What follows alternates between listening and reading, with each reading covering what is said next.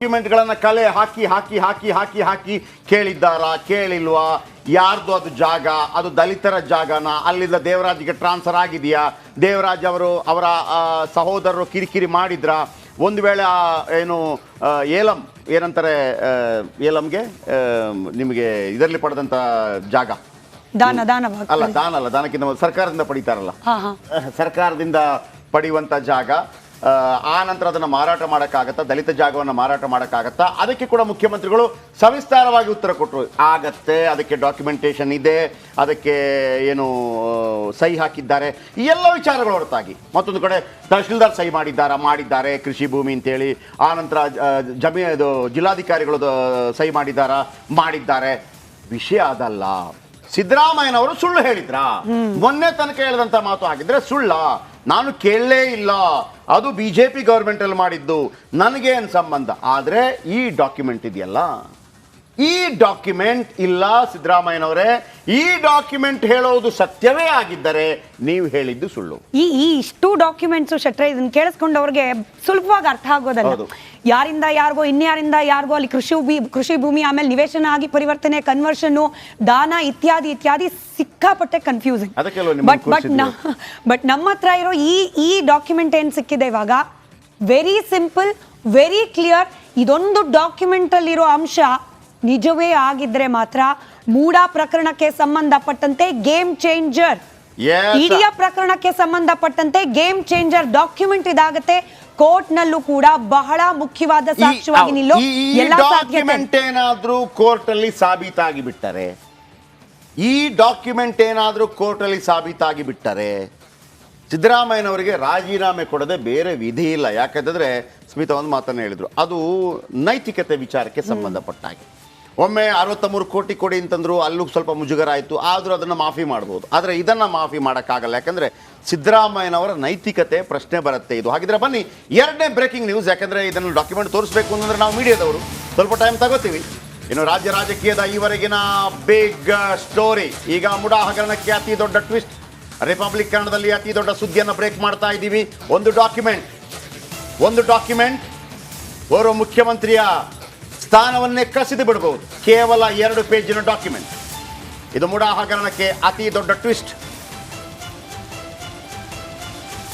ಮತ್ತೆ ಹೇಳ್ತಾ ಇದ್ದೀವಿ, ಮೂಡಾ ಹಗರಣಕ್ಕೆ ಸಂಬಂಧಪಟ್ಟಂತೆ ಕರ್ನಾಟಕದ ಮಾಧ್ಯಮವೂ ಸೇರಿದಂತೆ ರಾಷ್ಟ್ರೀಯ ಮಾಧ್ಯಮಗಳು ಕೂಡ ಸವಿಸ್ತಾರವಾಗಿ ಸುದ್ದಿ ಬಿತ್ತರ ಮಾಡಿದೆ. ಆದ್ರೆ ಇವತ್ತು ರಿಪಬ್ಲಿಕ್ ಕನ್ನಡದಲ್ಲಿ ಬಹಿರಂಗವಾಗ್ತಾ ಇರುವ ಈ ಒಂದು ಡಾಕ್ಯುಮೆಂಟ್ ಓಪನ್ ಚಾಲೆಂಜ್ ಯಾವುದೇ ಮಾಧ್ಯಮದ ಬಳಿಯಲ್ಲೂ ಕೂಡ ಈವರೆಗೂ ಇಲ್ಲ. ಇದ್ರೂ ಕೂಡ ಅದನ್ನ ಬಳಸ್ಕೊಳ್ಳೋಷ್ಟು ಬುದ್ಧಿ ಉಪಯೋಗಿಸಿಲ್ಲ. ಯಾಕಂತಂದ್ರೆ ಈ ಒಂದು ಡಾಕ್ಯುಮೆಂಟ್ ಶಟ್ ಹೇಳ್ದಾಗೆ ಈ ಡಾಕ್ಯುಮೆಂಟ್ ಅಧಿಕೃತ ಅನ್ನೋದು ಪ್ರೂವ್ ಆಗಿಬಿಟ್ರೆ ಇಡೀ ಮೂಡಾ ಹಗರಣಕ್ಕೆ ಸಂಬಂಧಪಟ್ಟಂತೆ ಇರುವ 900 ಪುಟಗಳ ಡಾಕ್ಯುಮೆಂಟ್ ಕೂಡ ಪಕ್ಕಕ್ಕಿಡಬೇಕು. ಇಲ್ಲ, ಅದೇ ನಾನು ಹೇಳ್ತಾ ಇದ್ದೀನಿ ವೀಕ್ಷಕರೇ. ಒಂದು ವೇಳೆ ಸ್ಕ್ರೀನ್ ತಗೊಳ್ಳಿ ಸ್ವಲ್ಪ.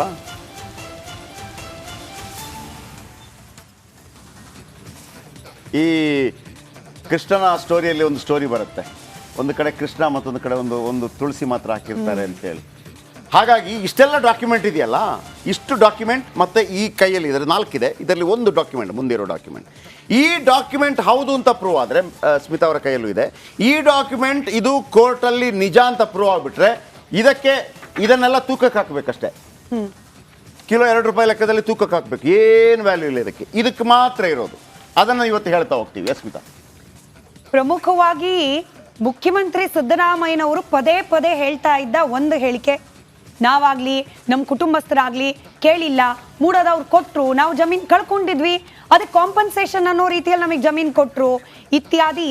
ಆ ಹೇಳಿಕೆ ಬಹಳ ಇಂಟ್ರೆಸ್ಟಿಂಗ್. ಹಾಗೆ ಈಗ ಬಹಳ ಮುಖ್ಯ ಅನ್ಸುತ್ತೆ, ಒಂದ್ಸತಿ ಕೇಳಿಸ್ಕೊಳ್ಳಿ. ಸಿದ್ದರಾಮಯ್ಯನವರು ಈ ಮೂಡಾ ಹಗರಣ ಆಚೆ ಬಂದಾಗಿಂದ ಈವರೆಗೂ ಏನ್ ಹೇಳ್ತಿದ್ದಾರೆ, ಯಾವ ಟೋನಲ್ಲಿ ರಿಯಾಕ್ಟ್ ಮಾಡ್ತಿದ್ದಾರೆ ಕೇಳಿಸ್ಕೊಳ್ಳಿ. ಮೈಸೂರಿನಲ್ಲಿ ರಿಯಾಕ್ಟ್ ಮಾಡಿದ್ರು ಮೂಡಾ ವಿಚಾರಕ್ಕೆ ಸಂಬಂಧಪಟ್ಟಂತೆ, ಕೇಳಿಸ್ಕೊಳ್ಳಿ ಸಿದ್ದರಾಮಯ್ಯನವ್ರ ಮಾತು. ನಾವು ಇಂಥ ಕೊಡೆ ವಿಜಯನಗರದ 3ನೇ ಸ್ಟೇಜು 4ನೇ ಸ್ಟೇಜ್ನಲ್ಲಿ ಕೊಡಿ ಅಂತ ಕೇಳಿಲ್ಲ.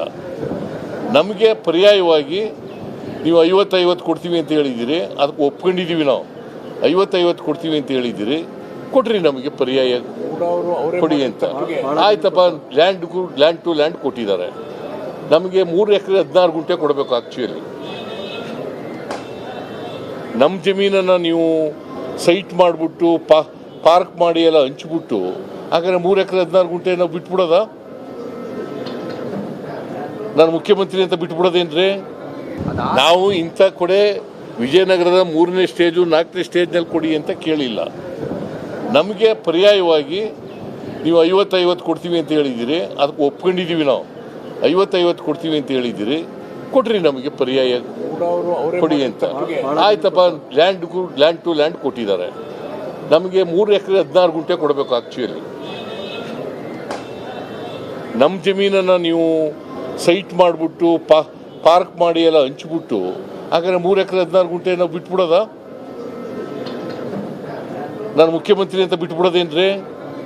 ನಾವು ಇಂಥ ಕಡೆ ಮತ್ತೊಮ್ಮೆ ಅವರು ಹೇಳ್ತಾ ಇರುವಂತ ಮಾತುಗಳನ್ನು ಗಮನಿಸಿ. ನಾವು ಇಂಥ ಕಡೆ ಜಾಗ ಕೊಡಿ ಎಂದು ಕೇಳಿಲ್ಲ. ಕೇಳಿದ್ರೆ ಅಂದ್ರೆ ಅದರ ಅರ್ಥ ನಾವು ಆ ಥರ ಏನಾದರೂ ಕೇಳಿದ್ರೆ ತಪ್ಪಾಗತ್ತೆ. ಅಂದ್ರೆ ನಾವು ಏನೋ ನಮ್ಮ ಪ್ರಭಾವ ಬಳಸಿ ಅದನ್ನ ಮಾಡಿದ್ದೀವಿ ಅಂತೇಳಿ. ವೀಕ್ಷಕರ, ಇಲ್ಲಿ ತನಕ ಇದ್ದದ್ದೇನು, ನಾವೇನು ಬಳಸ್ತಾ ಇದ್ದೀವಿ ನೋಡಿ. ಈ ಒಂದು ಡಾಕ್ಯುಮೆಂಟ್, ನಾನು ಇದರಲ್ಲಿ ಒಂದು ಡಾಕ್ಯುಮೆಂಟ್ ಇದೆ ನನ್ನ ಬಳಿ. ಅದರಲ್ಲಿ ಏನು ಬರುತ್ತೆ ಅಂತಂದರೆ, ಇದು 25/10/2021 ಅಂದರೆ ಮುಖ್ಯಮಂತ್ರಿಗಳು ಸಮೇತ ಇದನ್ನು ಹೇಳ್ತಾ ಇರೋದು. ಈ ಡಾಕ್ಯುಮೆಂಟ್ ಇದಲ್ಲ, ಬಾಂಬ್ ಸ್ಫೋಟ ಆಗುವಂಥ ಡಾಕ್ಯುಮೆಂಟ್ ಇದಲ್ಲ. ಇದರಲ್ಲಿ ಏನು ಹೇಳ್ತಾರೆ, ನನ್ನ ಜಮೀನನ್ನು ಪ್ರಾಧಿಕಾರವು ಉಪಯೋಗಿಸಿಕೊಂಡಿರುವ ಬಾಬ್ತು ಇದುವರೆಗೂ ಯಾವುದೇ ಪರಿಹಾರ ನೀಡಿರುವುದಿಲ್ಲ. ಆದ್ದರಿಂದ ನನಗೆ ಮೇಲಿನ ಜಮೀನಿಗೆ ಪರಿಹಾರವಾಗಿ ಪ್ರಸ್ತುತ 50-50 ಅನುಪಾತದಲ್ಲಿ ಲಭ್ಯವಾಗುವ ಅಭಿವೃದ್ಧಿಪಡಿಸಿದ ಬಡಾವಣೆಯಲ್ಲಿ 55% ವಸತಿ ನಿವೇಶನಗಳನ್ನು ನೀಡಬೇಕೆಂದು ತಮ್ಮಲ್ಲಿ ಕೋರುತ್ತೇನೆ. ತಪ್ಪಿಲ್ಲ, 100% ಕರೆಕ್ಟ್, ತಪ್ಪಿಲ್ಲ, ನೀವೆಲ್ಲೂ ಕೂಡ ಕೇಳಿಲ್ಲ. ಆದರೆ ಇಲ್ಲೊಂದು ಡಾಕ್ಯುಮೆಂಟ್ ಇದೆ, ಹೇಳ್ತೀನಿ ಯಾವುದು ಅಂತ. ಬಹುಶಃ ಸ್ಮಿತಾ, ಈ ಭೈರತಿ ಬಸವರಾಜ್ ಅವರಿದ್ದಾರಲ್ಲ, ಭೈರತಿ ಬಸವರಾಜ್ ಅಲ್ಲ, ಭೈರತಿ ಸುರೇಶ್ ಮಿನಿಸ್ಟ್ರು, ಅವರು ಹೆಲಿಕಾಪ್ಟರಲ್ಲಿ ಎತ್ತಾಕೊಂಡೋಗಿದ್ದ ಡಾಕ್ಯುಮೆಂಟ್ ಇದೇ ಆಗಿರ್ಬೋದಾ? ತುಂಬಾ ದೊಡ್ಡ ಆರೋಪ ಇದೆ. ಅಂದ್ರೆ ಈ ಮೂಡ ಹಗರಣ ಆಚೆ ಬಂದ ತಕ್ಷಣ ರಾತ್ರೋರಾತ್ರಿ ಎದ್ದು ಹೋಗ್ತಾರೆ, ಮೀಟಿಂಗ್ ಮಾಡ್ತಾರೆ, ಮೂಡಾದಿಂದ ಒಂದಷ್ಟು ಡಾಕ್ಯುಮೆಂಟ್ ಗಳನ್ನ ಹೆಲಿಕಾಪ್ಟರ್ ನಲ್ಲಿ ತಂದು ಬಿಟ್ರು. ಬಹಳ ಮುಖ್ಯವಾದ